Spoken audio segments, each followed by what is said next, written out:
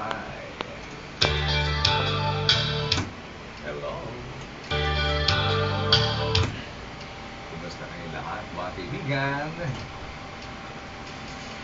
Ngayong araw na ito ng Martes, May 22nd, 2007.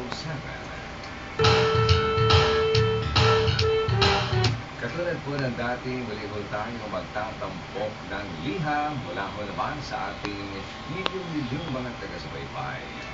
Hindi po lamang dito sa buong Pilipinas, kundi maging sa iba't ibang dako na ating mundo.